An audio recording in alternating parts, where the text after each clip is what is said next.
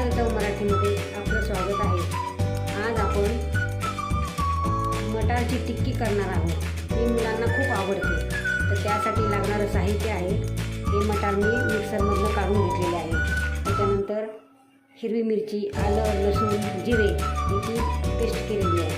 त्याच्यानंतर तीळ, ओवा, धना पावडर, तांदळाचं पीठ, ज्वारीचं पीठ आणि बेसन पीठ आणि त्याच्यामध्ये गाजर एकदम बारीक खिसून घेतलेलं आहे। आपण आलं किसतो ना, त्या खिसणीने खिसून घेतलेलं आहे आणि मीठ।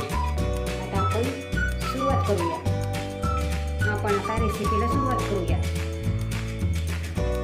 सुरुवातीला आपल्याला आपला हे मटार आपण मिक्सरमधून काढले ते घ्यायचे आहे। त्याच्यानंतर तांदळाचं पीठ घ्यायचं आहे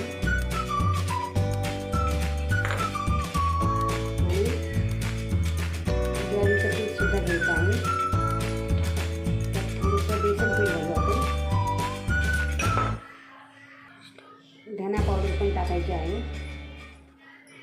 त्याच्यानंतर हिरवी मिरची, जिरे, आलं लसूण पेस्ट ही पण ह्याच्यामध्ये टाकायची आहे। आपल्याला चवीनुसार टाकायचं आहे, लाल मिरची टाकायची नाही याच्यामध्ये। त्याच्यानंतर तीळ घालायचे आहे त्याच्यामध्ये। तीळ भरपूर घातली तरी चालतील आणि ओवा घालायचा आहे।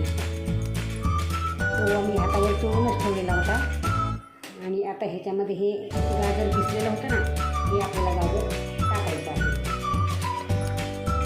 आपण आता टिक्क्याचं पीठ भिजवतो, टिक्के तयार होतो। आपण इकडं स्लो गॅसवर तेल गरम करायला ठेवूया। आता आपण याच्यामध्ये तेल टाकून घेऊ, म्हणजे तेल होतो हे तेल गरम राहतं।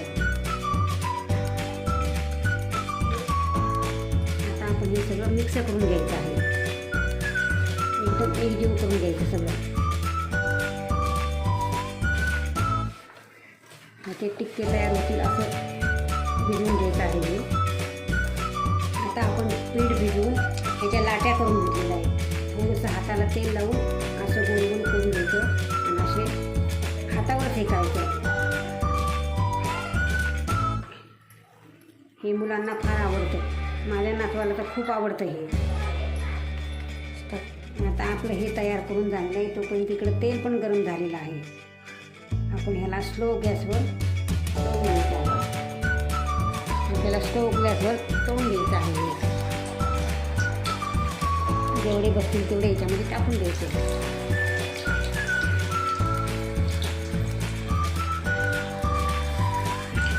आता आपल्याला हे गोल्डन ब्राऊन होस्टर तळून घ्यायचं आहे। जास्त लालही काढायचे नाही आणि जास्त कच्चे पण काढायचे नाही।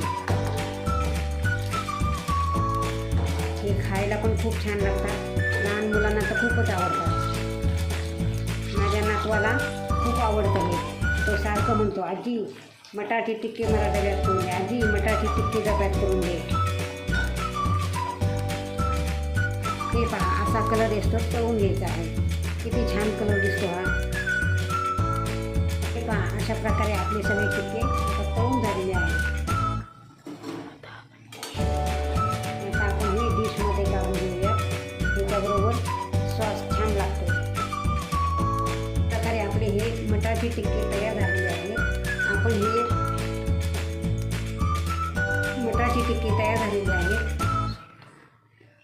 हे बघा, अशा प्रकारे बघा कसे मस्त दिसत आहेत आणि हे सॉसबरोबर मुलांना खायला द्यायचे। ही रेसिपी आवडली असेल तर लाईक करा। ह्याला जास्त काही सामान लागतच नाही, हे मुलांच्या टिफिनसाठी सुद्धा व्यवस्थित आहे।